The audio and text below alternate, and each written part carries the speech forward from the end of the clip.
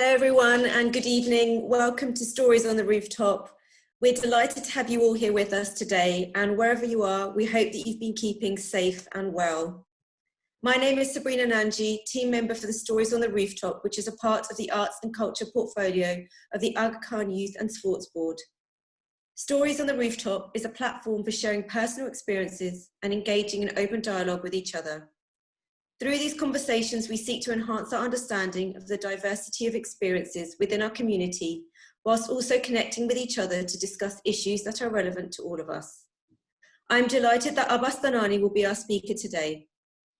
Abbas's day job is an IT consultant, but alongside his full-time job, he has been a member of ServeOn, the UK International Rescue Team, for 10 years. ServeOn is a UK-based and internationally operating organisation whose brand ambassadors include Ranulph Fiennes, Bear Grylls and Joanna Lumley.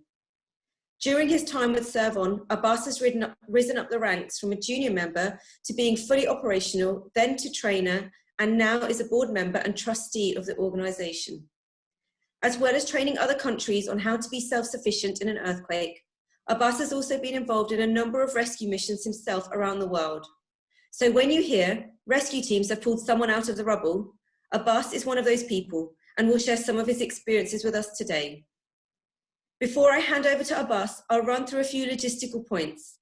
Abbass will start off by sharing his story and we'll have time for questions. You can ask questions by typing in the chat box.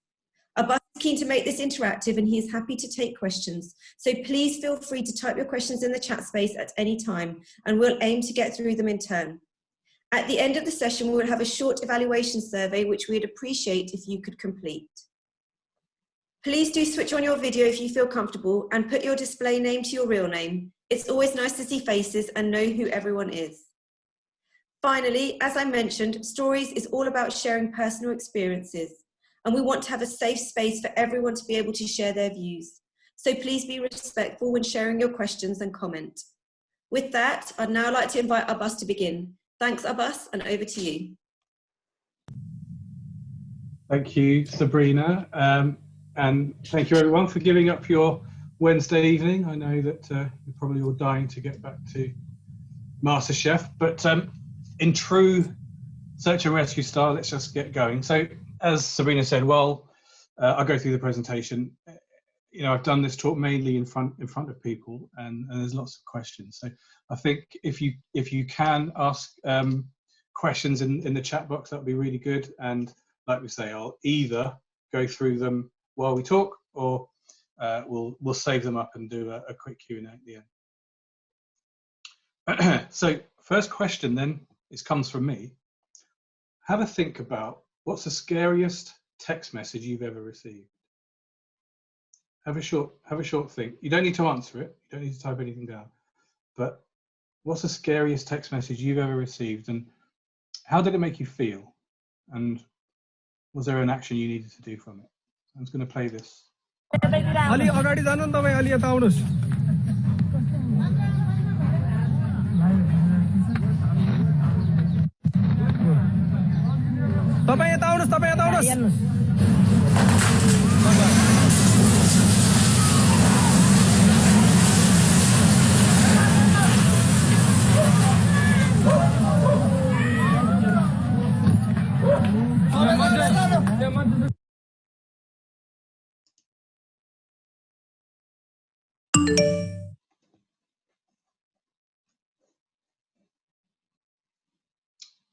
So what do you think goes through someone's mind when they receive a text message like that? What would you have to think about before replying yes or no to that message? Would you have to think about your family and who you would leave behind? What about your job? Who's going to do your role while you're not there? Or your skills? Are you ready? Are you prepared mentally? Are you prepared physically to go and do something like this? Anyway, that's the scariest text message I've ever received. I will do more talking, but I'm going to play one short video first. And this video is kind of an overview. It's not a scary one like the last one. It's an overview about ServeOn and what ServeOn do. And just know that all of the people in this video are it's a cartoon video, but all of the people are real people see if you can spot me, and there might be someone else you know in that video.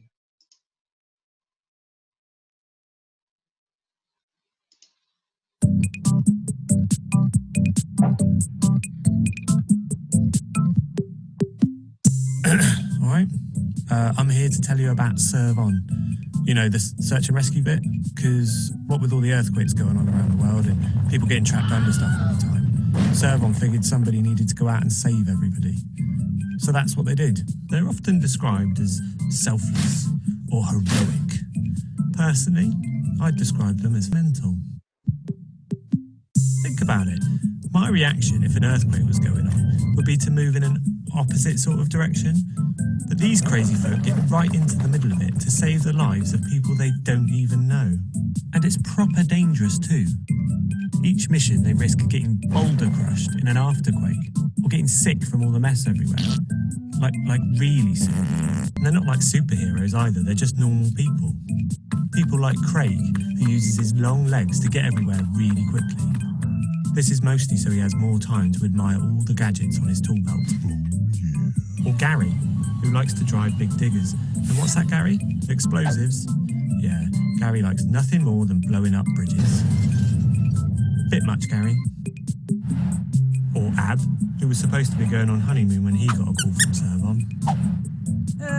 Nice one, Ab. Then there's Nick, who, when put in charge of hammering, used all his years of training in the Marines to carefully and skillfully knock himself out. It's not just human people who do the life-saving, it's dog people too. Lots of normal humans and dogs doing good things. So hopefully that's given you a bit of an overview about what we do. I'll do a bit more detail then. So in terms of where does ServeOn sit in the world, so we're one of many disaster organisations all across the globe. We're the UK based one, and we sit under that umbrella. So above us is INSARAG, which is the International Search and Rescue Advisory Group, which is part of the UN Coordination of Humanitarian Affairs. So everything that we do in ServeOn, all the people that are involved, all come under this umbrella of the United Nations, which means that it's a real, although it's a small organisation, there's only maybe in the international part of it, there's maybe only between 30 and 50 people. It changes. But we all have to kind of abide by these international guidelines. What you don't want in a natural disaster is what we tend to call the man in his spade turning up and just actually causing more problems than help. So everyone that's involved under the UN, all of the teams and all of the members have still got to abide by their rules and their ethics of what you can and can't do when you deploy. So what do we do? Now our mission is generally to save lives.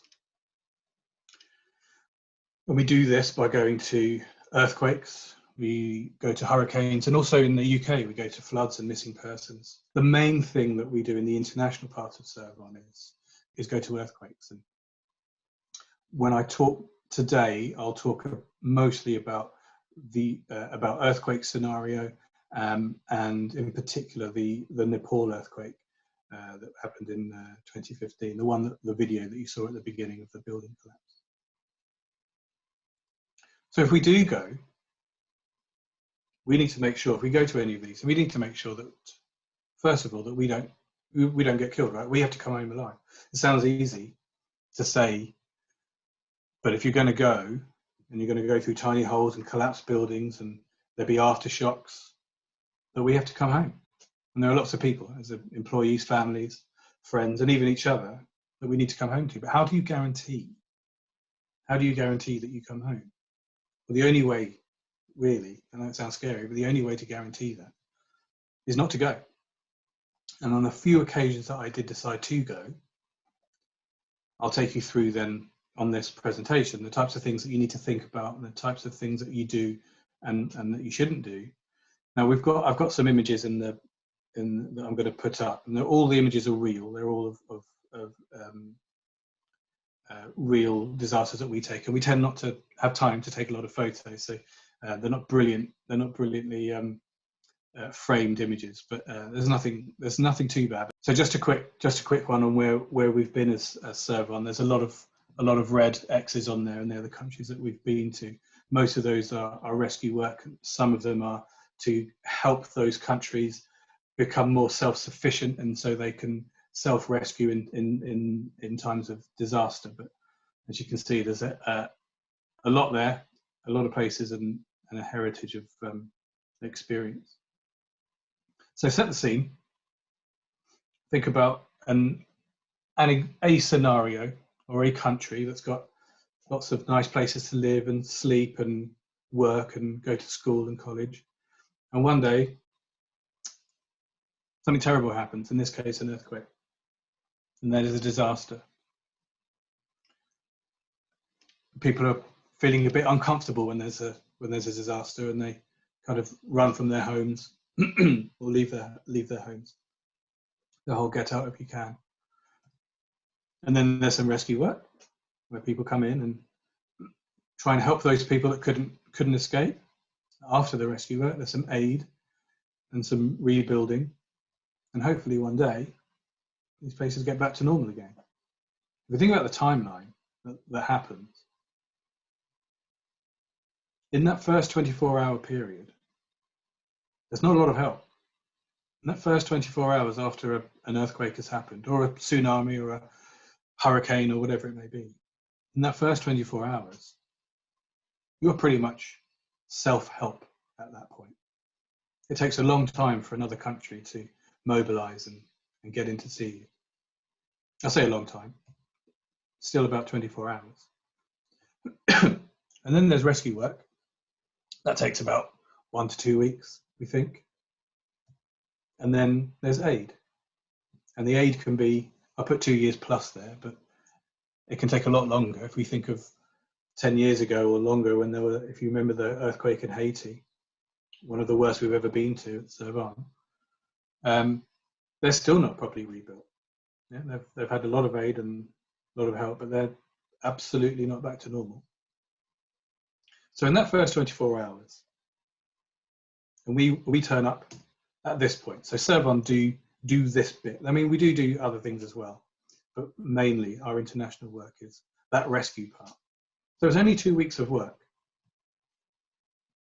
And if you think about the reason why it's 2 weeks, is that that's the time, that's kind of the general survival time. If you're trapped in a building and you can't move and no one can get to you, you've got about 2 weeks before there's going to be no more rescues. So we know, or we think we know, that or Google tells us that humans can survive for 3 days without water. But we know, because we've seen people survive for up to 2 weeks. And you will have heard stories where people survive a lot longer, but it's very, very rare that people are pulled out still alive after a couple of weeks. So we get there after these 24 hours, and it's new for us.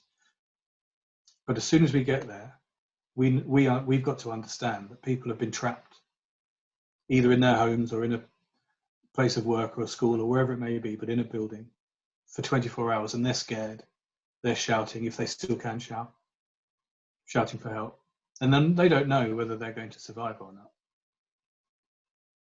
And they're the types of things that we need to think about when we get to ground. So if you think about that type of timeline, and we know that first 24 hours is critical, and think about that timeline has already started.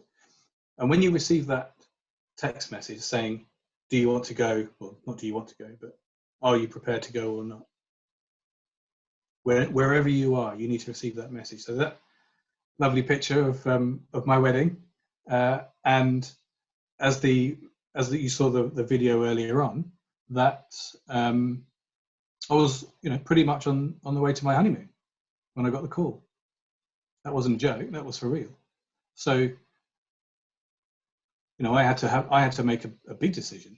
Do I go on my honeymoon or not? And that decision wasn't just mine. My wife had to help me make that decision and do the right thing. But thinking about that timeline, that first 24 hours, you know, I had to pack my kit. I had to unpack bags of shorts and flip-flops and then repack it with bags of tools and helmets and lights and things. So that first 24-hour period, we've got to do a decision. We've got to make that decision, not just me personally, but ServeOn. We've got to make that decision. Do we go now? Because you would have seen a number of disasters in the world where people don't go. We don't go to every disaster. We've got to assemble a team. As I said, there were 30 or so, 50 of us. We've got to assemble a team and pick the team that we think is a right to go to that disaster. Not everybody goes to every disaster. We've got to get permission from, in this case, Nepal. Do they want a team from the UK? Not every country, believe it or not, wants a team from all other countries. There are certain places that don't want the UK to go. We've got to pack our kits. We've got to go to HQ, decide what equipment to take, pack that equipment, and then, believe it or not, we have to book flights to go there. So this is our team, our team that went to Nepal. I didn't do my hair that day, but I didn't have time. But that's our Nepal team. And when we do go to a disaster, more often than not, we actually take a commercial flight. It sounds crazy, but you know, I always thought before I joined ServeOn, we'll just have a military flight that will, you know, come pick us up from home or whatever, take us there. But we get commercial flights. We flew Air India to Nepal via Delhi. And while we were on this particular flight, we'd already boarded, and we got a message saying that Kathmandu airport had an aftershock, and the runway had been split, and they were not accepting any more flights. So we were boarded. And at this point, I'm thinking, it's my first time going away, and I'm thinking, oh, I'm not going to go. I'm not going to make it. All those years of training, I'm not going to make it. But luckily, we have this guy on our flight who is also a military pilot who managed to change the type of our flight from a commercial flight to a military flight. And we could do that because we were the only people on the flight. As you can imagine, when there's an earthquake, most people fly away. So we were the only people flying towards, and we were the only one on the flight, so we could change it to a military flight and we could land. Scary though, knowing that we're going to land on a runway that had a giant crack in it, but you try not to think about those things. So what happens when you get there? So again, thinking about that timeline, we're about 24 hours in, and it really is 24 hours. You think about when you see an earthquake on the news. I mean, if I asked you now, go find 9 of your friends, pack your bags and get on a flight and go to Nepal, can you do that in 24 hours? You can. Right?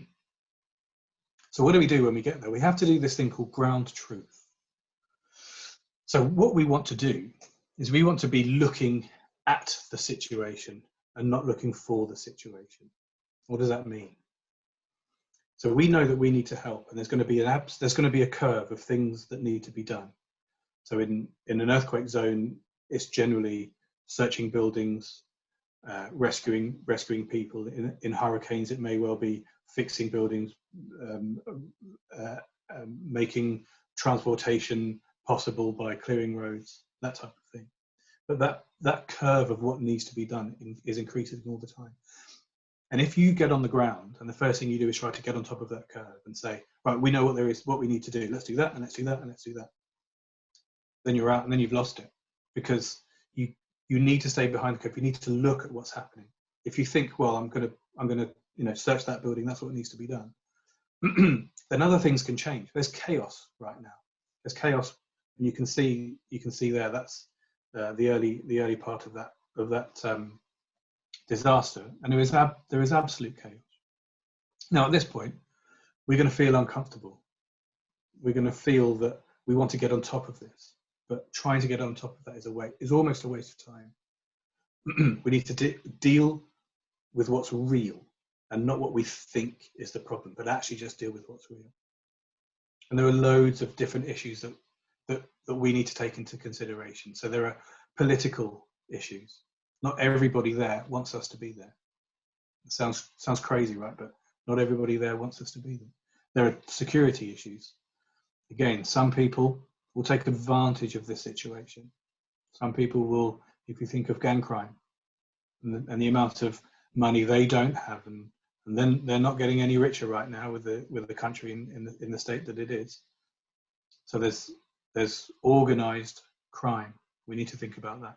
There's cultural issues, there's sanitation issues, and obviously the actual issue of we need to rescue people, we need to save people's lives. So this was my first mission. And when we landed, I looked around at the absolute chaos and anarchy and destruction. And I said to my team lead, and he's the chap sitting on top of the van, trying to make a phone call. And I said, this is nuts. This is crazy. I can't really, I didn't freak out, but I thought to myself, this is a much bigger thing than I thought. Just in every direction you look at, it's complete chaos and complete disaster. It's not like there's one building that's collapsed. Everywhere is destroyed.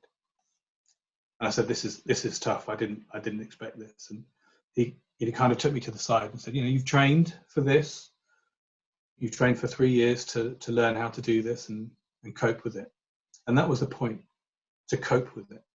You can't train yourself to handle the chaos. You don't know, in itself it's chaos, right? You can't plan for it because it's going to be different every single time.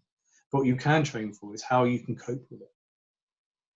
And try to take yourself out of that. Try to remove yourself from the emotions. And that's the hardest bit, to take yourself emotionally out of what's happening. And then try to look at the situation and then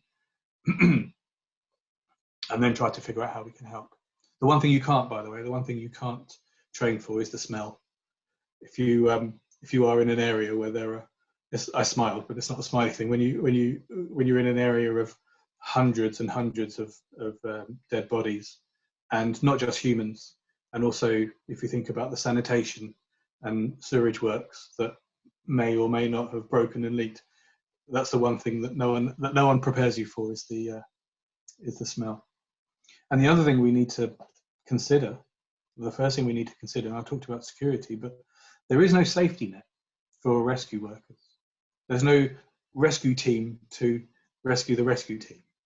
That doesn't exist. You can't call 999 and have an ambulance come for you. You are the last point of call. There's no hospital for you when you go there. And then we think about the actual infrastructure. There's no real infrastructure anymore. There's no power. Electricity doesn't exist. There's no water. There's no clean water. How are we going to survive? We can only survive for 3 days without water. There's no comms. I say that there's my team lead up there, his name's Dan, trying to make a phone call. We had to take a satellite phone with us because there's no mobile phone marks when you get there. Then my wife always tells me, wherever I go anywhere, text me when you get there. And I always lie and say, oh, there's no signal. But this time it was true. I couldn't actually respond. But we need to take all of these things into consideration. And at some point, you'll figure it out. We'll figure it out. What is it that we need to do? Where do we need to go? And it's at that point where we can take the things that we've learned, take the skills that we've built up over the last 3 years, 5 years, and we continue to train every month. I said every week. We train every month for a full weekend every month. We train we try to make it so it's like a like for life situation. So these pictures here, when I said at the beginning, they're real pictures, these are training sessions. So the first 2 pictures are of training how to use the tools, and we need to take tools with us. We don't find tools there. There's no wicks. There's no screw fix. You can't go and buy anything. Remember when I said there's complete destruction. So if we need to, for example, break into a building, a partly collapsed building in order to rescue someone, we've got to bring those tools with us to break in.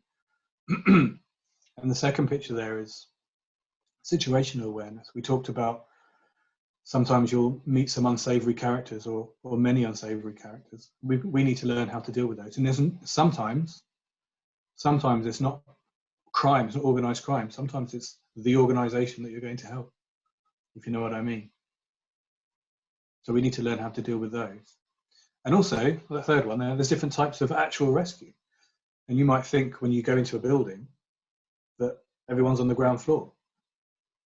That's what I don't know about you, but that's what I thought, that you would just go in and it might be broken and higgledy-piggledy and a hodgepodge, but it's not like that. You know, you could go 3 stories up to try and rescue someone, and once you're there, there's no way out. The only way out is to come out the window and then go 3 stories down. And need to learn how to make a system to do that.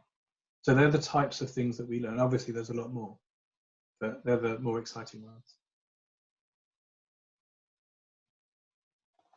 So back to Nepal and Kathmandu. So on this particular mission, so we were a small team. There was 8 of us, and you tend not to send more than 8 or so people in the team because you want to be a close unit. We have got, like I said before, we need to trust each other. Literally, our lives are on the line here. So we need to have a small team that we can trust. If you send a team of 50 people, how are you going to communicate with everyone? How are you going to know what everyone's doing? So if we do need to send more than 8 people, we'll send 2 separate teams. And we'll tend not to send them at the same time. We'll send one and then we'll send another. So our tasking here, once we figured out the chaos, our tasking from INSRAG, if you remember earlier on, we talked about the UN and they're kind of in control of it. Our tasking was to travel up the mountains of Kathmandu and search as many towns and villages as we could. Excuse me. Search as many towns and villages, and either rescue as many people as we can or account for as many people as we could, and then move on to the next one. So if you think about, if you can remember back 5 years, if you think about what you saw on TV when the earthquake happened, or any earthquake, what do they show? Now for me, when looking back, it's generally the capital city, it's Kathmandu. They show, and even now when I talk about the Nepal earthquake, we all call it the Kathmandu earthquake. Kathmandu wasn't as badly hit as, it was bad. It wasn't as badly hit as the other areas around. But you don't see that. You kind of don't see that on the news, where there is mass destruction in towns and in villages from all over. So again, our tasking: go up the mountains, find some villages, and try to rescue people, try to help. Now, if you think about, now we need to make some type of trip. We need to travel somewhere. We need to find some transportation. We need to find shelter. Now, we can't bring a van with us. We can't take, motorbikes and 4x4s, and because that's the terrain that we're going through. So we need to find these things there. Now, thinking about shelter, where do you think we would sleep? Because, well, I don't know about you, but would you want to sleep in a building where a lot of buildings have just collapsed and there are aftershocks because you've been in them? But in the first day, I may have felt 4 or 5 aftershocks. Now that's scary. An aftershock when you're surrounded by partly collapsed buildings. So we need to figure these things out, and we need to find open spaces where we can sleep. The rule is you need to be far away from any buildings. You don't want anything falling on you when you're there. And the other thing we need to think about is the temperature. I didn't realise that it's warm in Nepal, but at night time, when you're halfway up a mountain, that's cold. So really cold. So we need to think about those things as well. There's a question there on the chat. So please do ask questions. It says, what is written on the page on the side of the photo? It doesn't come out that clear. So on that page is actually a SITREP. It's a situational report that we have to do, and we have to send this information back to INSRAG, back to the organisers. And I found this SITREP really recently, and I'll be honest, it made me genuinely emotional rereading it. I don't know if you can read it on there or not, but it's not just about saving people. It's about removing that chaos. And if you remember I talked about there was an absolute chaos and we need to be behind the curve. We also need to add to the information. So this sitrep here is about how we made contact with the local army major, and he's told us about these villages and where we need to go.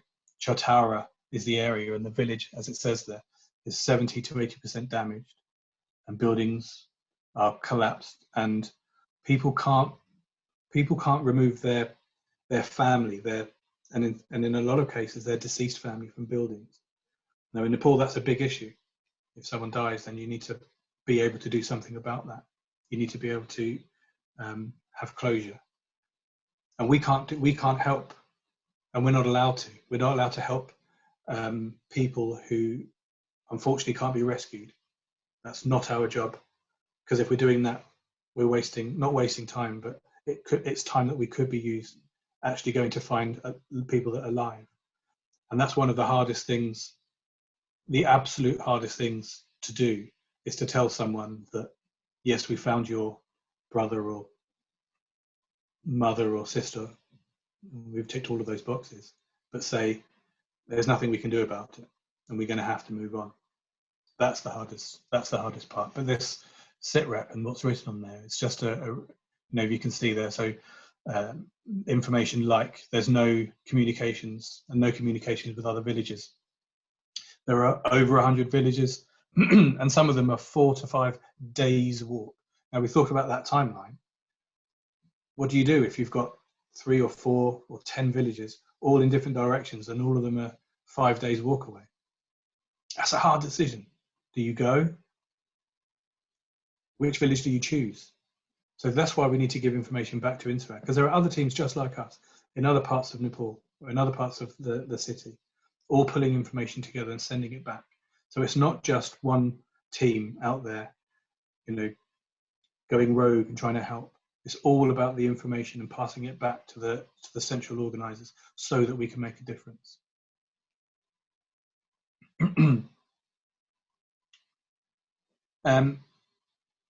So more questions about what is it that we, anyway, so just finishing up on that last one.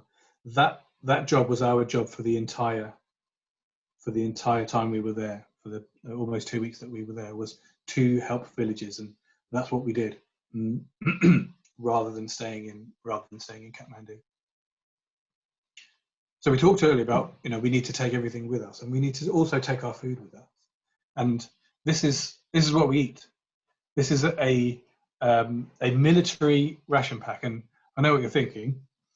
It looks delicious. It isn't. It's essentially high-calorie food, and none of this is. You might think we have freeze-dried food, but all of this is ready to eat, because if you have freeze-dried food, you need to put water in it. We don't have any water, so and this is one person's food for one day. You have to eat, and you have to eat it. You can share it with the locals, but this is one person's food for one day. Now we carry bags with us. We carry each individual carries 2 bags. We carry a main bag, which has got all of our kit and high vis jackets and helmets and gloves and all that stuff. Change of clothes, waterproof. But we also carry a day bag with us, and in that day bag, you need to have 48 hours worth of food and enough water for 48 hours. And the reason of that is that you may leave your base camp, or wherever it may be, and go to a village that may well be 2 or 3 days walk away. And you need to be able to survive, because what we mustn't do is that we never take anything away from the environment. So if there are people there that do have water, and in a lot of developing countries, people have stock of water, because often water supplies do go down. We don't touch their stock. No, we can't do that. So what we do is we take water filtration with us. So we can filter dirty water, we can filter saline water, and it almost doesn't matter where this water's come from. We can filter it through our water filtration. That's a big one that you can see in the picture there. This isn't Nepal, by the way. This is when we went to we went to the Caribbean a couple of years ago for Hurricane Irma.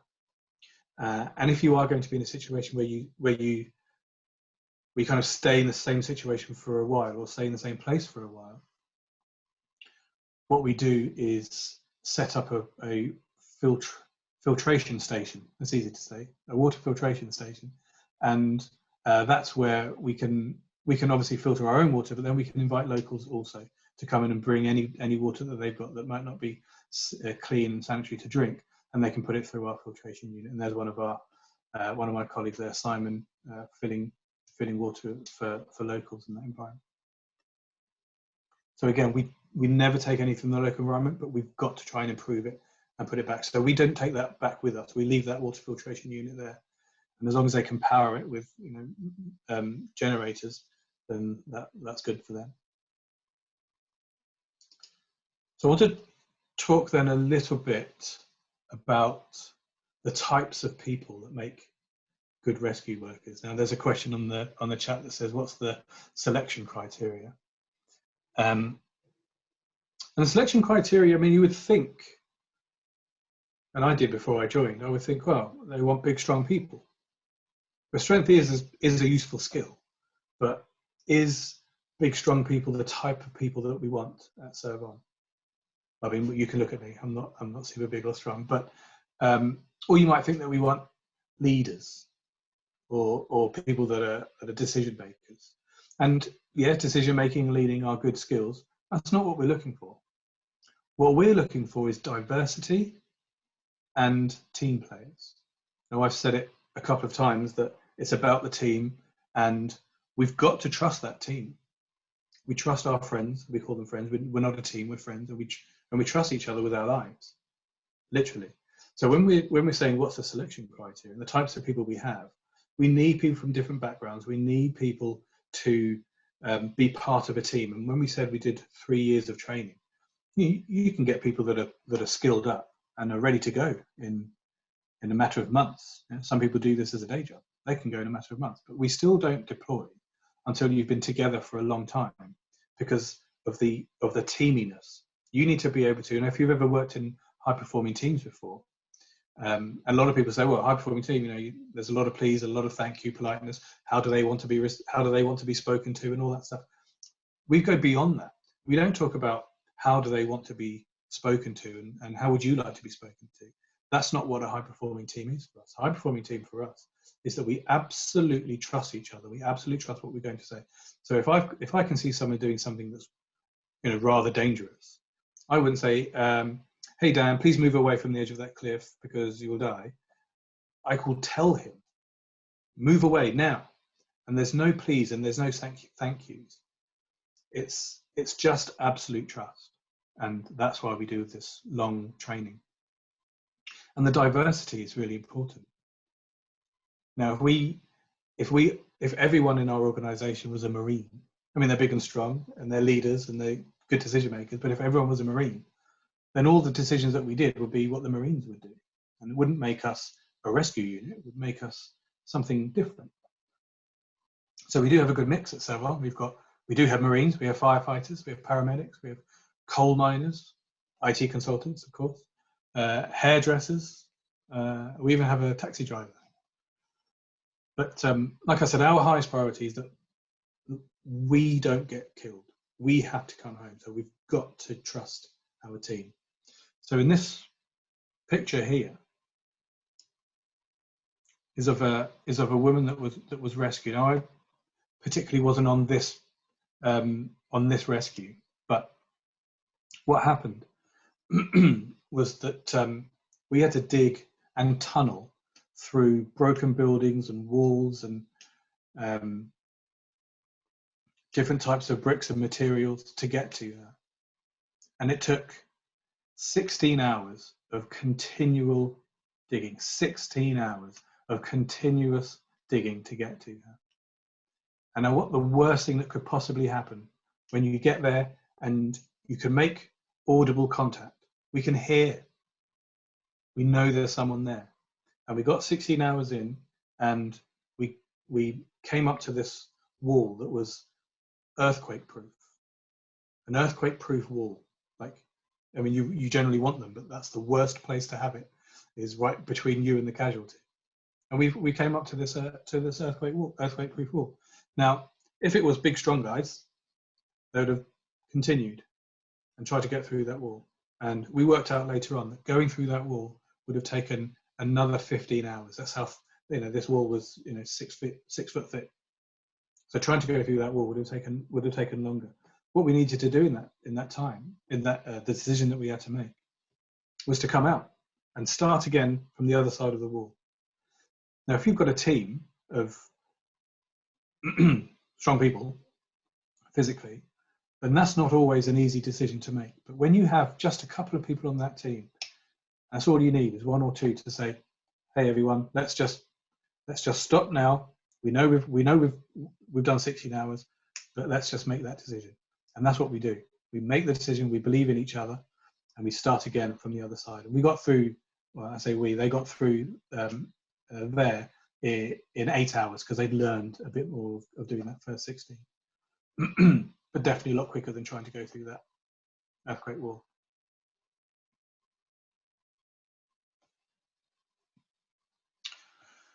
Okay, so that's teams, that's the types of people we've got. And we talked a bit about the tools that we use. And the tools that we use, as I said, there was a disc cutter, there was the pneumatic drill, there's chainsaws and lots of big angry machines that we need. But that's the rescue part. The search part is pretty big part of it. So yeah, we've got the big tools. But if you look at the picture on the left, now these two guys have crawled into that building, and we've had to make sure that building is secure for those people to sit in there. We don't just willy-nilly go into buildings. Excuse me.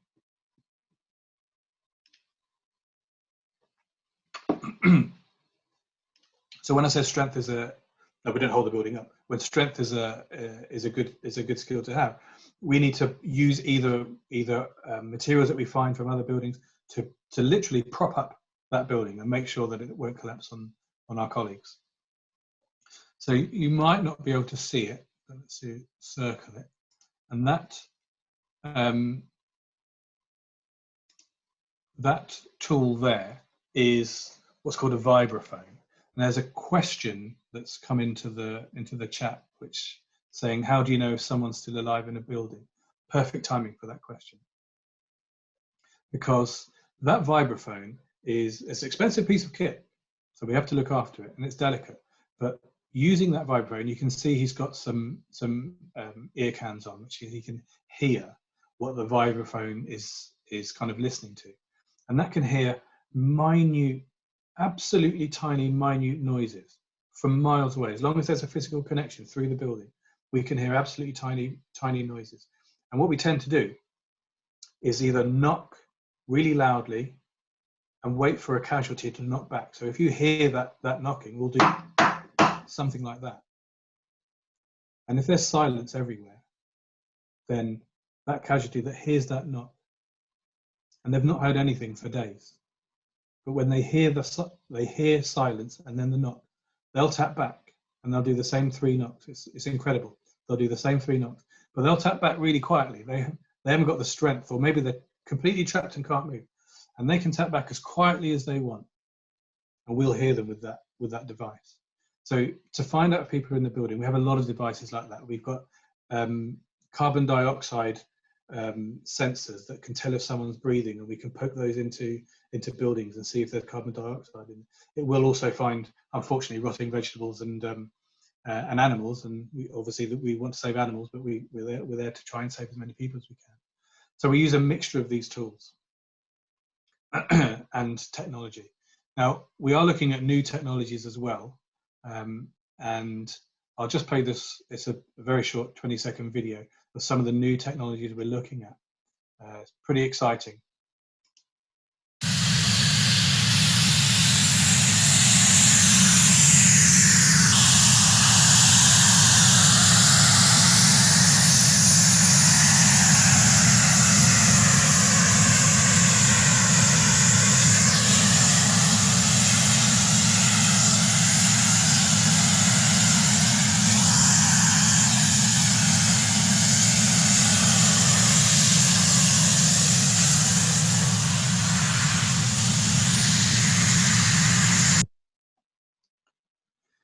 No, that was only a training video. That wasn't real rescue. That was a training video. But like I say, we want to improve the way that we do rescue work as much as we can, and technology is one way that we're looking to improve.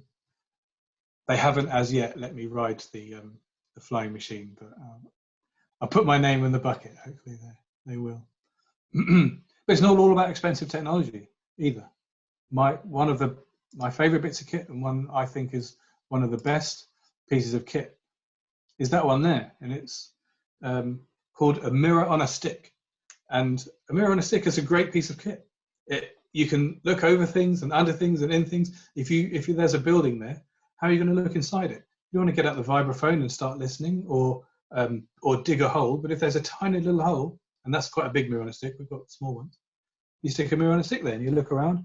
You throw in one of those luminous lights so you can tell what's up and down, and you have a poke around and you have a look. So not all the tools we use are big and exciting. Some of them are mirrors on sticks. But I mentioned earlier that we need to pack our kit before we go, and we need to pack all of this stuff. And we don't pack a flying machine, unfortunately, but one day. But we have to pack all of this kit. We have to pack a vibraphone. We have to pack mirrors on sticks, and we can't. We have many pieces of equipment that we could take. We need to have those decisions as well. Now, you've only got a few hours to decide what type of earthquake is it. Are we going to need digging things or searchy things? And we only have a small amount of stuff we can carry with a small team. But whatever we want, we've got to take with us. So a little bit then about my journey and how actually, there was a question then of how did you actually get involved in this? How did I get involved in it? So hopefully we've all heard of Focus, and Focus humanitarian assistance built up a relation. They do obviously lots of work, but rescue work wasn't in there. It wasn't part of their agenda. So Focus teamed up with ServeOn, and it was a while ago, and in those days ServeOn was called Rapid UK, if you do know about it, but rebranded now to ServeOn. It's the same organisation. And for about 5 years we had this relationship between Focus and ServeOn, and we put through a few cohorts of people. So Focus people got to go to ServeOn and train as a rescue worker, and train with all of the other recruits. And at the end of the 2 or 3 years of training, you went through the same process, the exact same process as all the people in ServeOn, and you either passed or failed. There is no failure; you just don't pass, and you get to try again. And then after about 5 years or so, Focus had achieved what they wanted to achieve, and that was to gain an understanding of rescue work from people that do it for real, train up some of our people, and we trained up quite a few of our people in how to do rescue work. But also as part of that training is that we helped other Focus organisations. So this is Focus Europe.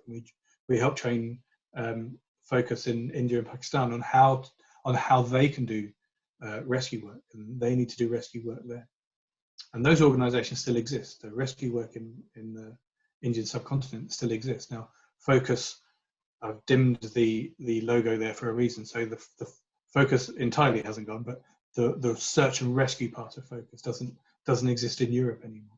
They've achieved what they wanted to achieve, which was train their teams and learn about it. and that's kind of how I got into it through Focus. It doesn't mean that if you're thinking to yourself right now, could I do this? That looks fun. It is fun. I know it's scary, but could I do this? And absolutely you can. We still have a relationship, and anyone from our community can apply. So I know that some people in this room probably have only known me within the last 10 years or so, and you may think of me as this kind of loud, outgoing, maybe confident, maybe annoying good looking, I hear you say, type of person, but you know, I wasn't always. I was always good looking. I wasn't always, you know, this type of outgoing extrovert. And it's only going through Focus and then going through ServeOn that's kind of changed me. You know, I struggled with people. I struggled with, you know, things like this, like public speaking. I'd never done any volunteer work. And now I do a lot. So my life is complete. It wasn't an experience. I didn't do an experience. My life has completely changed because of it. Now, I'm not saying that everyone should become an international rescue worker. That's not what I'm saying. But what I am saying, if there are opportunities out there that you're in two minds of doing, because either you think you might not be good enough or strong enough, or you don't have enough time in your life to do it, just go for it. I mean, if an introverted IT geek who couldn't even put up a tent can do rescue work, then you can do what you're thinking of doing. So absolutely go for it. So I'm very close to finishing up, and we can go into Q&A. I just want to talk about that. I mentioned it a bit about improvements. We'd have a full improvement package that we like to do. We can't just think about things that went wrong. We've also always got to think about what went well and why did it go well, and we need to improve on those things. So we improve ourselves, and we also help to improve others too. I can see a couple of smiles, so maybe you recognise who's in the picture, but it's me and current England manager Gareth Southgate. That's good. And so we also help, you know, really big organisations like UK Sport, help to improve them as well. And that's Gareth. I can call him Gareth now, coming to join us for a training session for a weekend. And this is something that's open to anyone in our community as well. If you want to go on a training weekend and experience it, you can do that. You can just get in touch and we can do that. And the very last thing I wanted to mention is that it's not all just about rescue work.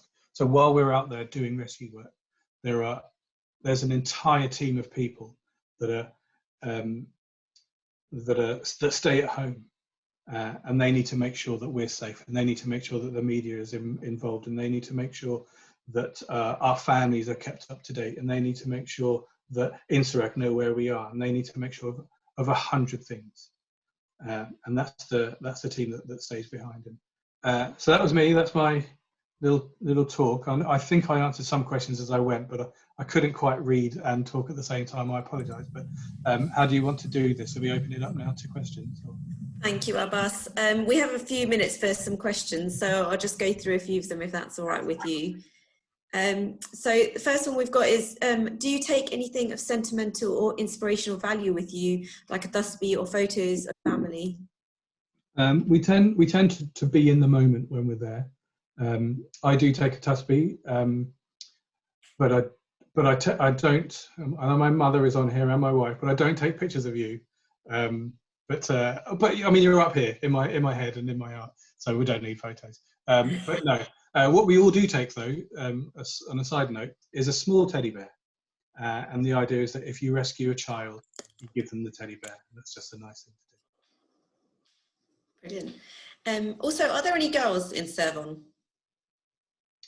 There are on the very last picture. There was one there. And when I talked about diversity, it's not just diversity in types of people, but you know, complete diversity.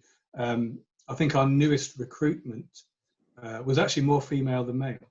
So yes, absolutely. There are, and the only thing that you might think about, or why you wouldn't want girls there, is because they're not as strong. I mean, generally they're not as strong as men.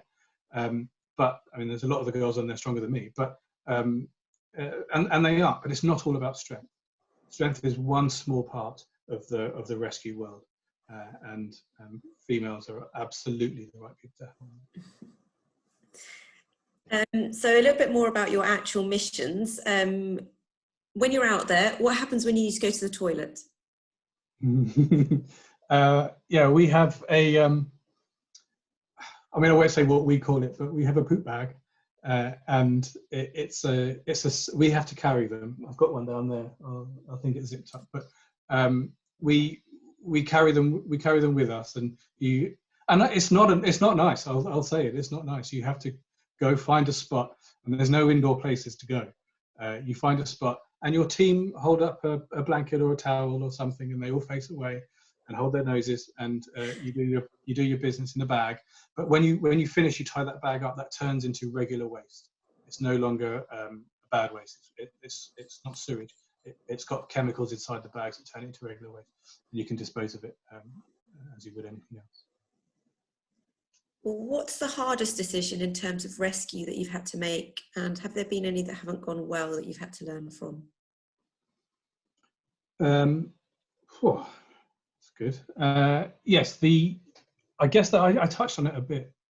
So one of my things that I was running in the Nepal earthquake was the vibraphone, and you saw those two people using one of the pictures, the vibraphone, to find someone, and that was to find someone in a building that had completely collapsed downwards. So it was a 4-story building that turned into a 3-story building. One story had completely collapsed onto another, and we had to ingress in and find someone. But to do that, we had to listen.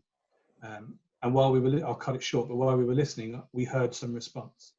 And when we went into the building to find them, unfortunately, the person that we'd found, because of the collapse, had actually broken in half, and it was completely not savable. But because we'd heard something and gone in, their family were next to us, and obviously were happy and excited. And when you have to tell them in their state of happiness that we can't help anymore, that's absolutely the hardest thing to do. The other difficult decisions, I guess, is the decision to come home, and you've got to do it. You've got to come home. There are other teams that are prepared, and that are much more prepared than us, for doing aid and support and reconstruction, and that's what they do. And you've got to know when it's time to come home. And what we do is we leave everything there. We leave all of our kit, we leave all of our materials and water filtration units, for example, any food that we haven't finished, we leave it all there for the locals, and we come back empty-handed and smelly. So almost linked to that, do you have to do first aid, and have you had to deal with any of these traumatic injuries? We do have first aiders on our team. We always have to take at least one in every team. I've not had to do any, luckily, I've not had to do any actual first aid on anyone. But more luckily, no one's had to do any on me either. But we in our team have that skill set. It's not me that does it. When you first started, what was the training like when you very first started? I'll tell you, it's hard. And I've you know, I'm an indoor person. I live on technology and computers, and I'm not really much of an outdoorsy person. And my first question when I got to my first training session was, "Are we going to go outside?" And I got dutifully laughed at, because the whole thing is outside. How are you going to learn to be a rescue worker without going outside? But it was tough, and a massive learning curve. And I have admitted, and will admit now, that I nearly quit maybe 3 or 4 times in the first couple of years. And I thought, this is just too hard. This is just not for me. Yeah, it was really hard, and it still is. We still go to training every month, and I still find it difficult. And it's got to be, because if it's easy, you're not learning. Linked a little bit to the toilet one. What about showering? Yeah. No, I kind of touched it when I said you come home smelly. You come home really smelly. You do have to clean the important parts, hands, face, and the other important part. You need to clean, and you do take soap with you, and you can use dirty water with soap, and you can clean yourself. But there's no showers out there. And how does it work with your day job? How do you arrange time off work at a moment's notice? So when you join the rescue community, you have to get sign off from your organisation that you work for. When I joined, it was with Ernst & Young, who said, you just do whatever you want. They're a company that's all about giving. So they said, yeah, if you need to go, you go. And I've worked for other companies since who you have to ask. And actually, it's a funny story. I was working at a a finance organisation for the Nepal earthquake, and I phoned, and my boss said to me, "I've just seen on the news there's a massive earthquake. I assume that's why you're phoning." I said, "Yes, can I go?" And he said, you do have a big delivery coming up next week." And I said, "I could do the delivery, but then people will die." And he said, "Okay, fair enough." So yeah, I mean, it's not really a difficult decision to make from any organisation. I couldn't think of anyone that would say no to going. So I think it's fine. I now luckily work for myself, so it's a much easier decision to make, but it was never difficult in the first place. And do you get any counselling after you return from a mission? Absolutely. We have counsellors on ServeOn that support you. It is a very, very difficult thing returning from an earthquake or from any natural disaster where you're let out. You see horrendous things, you feel horrendous things, you experience horrendous things, and that stays with you. I've got colleagues that have been doing this for a long time and haven't been on a mission for over 10 years, and even they say they still feel it, they still experience those feelings. And sometimes you see bad movies on TV or something, or adverts, and it comes back to you. So absolutely, we have counsellors that help you through the first few weeks, and that's absolutely necessary. But it's not just counsellors, it's your friends that you go with, the teammates that you go with. When we come back from a mission, we don't just come back and all go home. We would all like to go home, but we stay together for another day or two, and we spend time with each other back in the UK, and that's really important to kind of get back into a normal way of life. So it's, yeah, counselling, but peer counselling too. It's a good question. How long does it actually take you to get back to normal life and adjust? I don't think I've ever been normal since then. A few weeks. You tend to go back to normal immediately, and because you think you're Superman and you just get back to normal again. But then a few days later, you kind of get a little bit emotional and you want to tell stories about what it was like. I have a very supportive wife who listened to my story. Luckily, we were on our honeymoon when I came back. I went straight to my honeymoon, and I advise that when you come back from a mission, go straight to the beach. Yeah, it takes a while, but you want to talk about it, but not for the first few days. After a few days, then you want to talk about it, and then you can shut me up. But it takes a few weeks to really get back to normal. Have you ever cried as a result of what you've seen or experienced? Yes, but I'm not going to admit it to any of you. It's what we see on the news a true reflection of what you see? It's a reflection, how true it is. I mean, yeah, there is no, our friend in America has branded this fake news thing, but that doesn't happen. It's not fake news, but it might not be the full story. I mean, we know that news is entertainment as well, right? So they show the entertaining part of it. They show the big cities. What we see is the smaller places, the towns, the villages, the full destruction, the hurt, the pain, the sorrow. That's what we see, and you don't tend to see that part on the news. You see, I don't want to call it sexy, but it's kind of the sexy building collapses and that kind of the video that I showed at the beginning. That's what you see. You don't see what hurts people on the inside. You don't see that. Well, thank you so much for your time, Abbass, and your insightful story. We've got a lot more questions. People have really been inspired by what you've been saying. Thank you all for joining us today, and we really hope you've enjoyed the session. Please do look out for our next session with Jamil Junjua, who's a fighter pilot, experimental test pilot, and more recently a member of Virgin Galactic training to be a spaceship pilot. I'd like to hand over to Abbass for his final words. Thank you. Didn't realise there'd be final words, but that's what you do. You be prepared. I think the final words were what I mentioned earlier about it. We aren't superheroes that do this type of work. And if there's something that you want to go out there and grab, if there's an experience that you want to take, or there's a job or even a volunteer job that you want to do, and you think you don't have time, forget about whether you can or can't do it. But if you think you don't have time for it, you absolutely do have time for it. The one thing that people say to me is, how do you make the time? And you just do. You just do make the time. So that's the one thing that people say to me is, I don't have time for this. And it's not about this. It's whatever you want to do. If it's something good and helps the community, you definitely have time to do it. Thank you.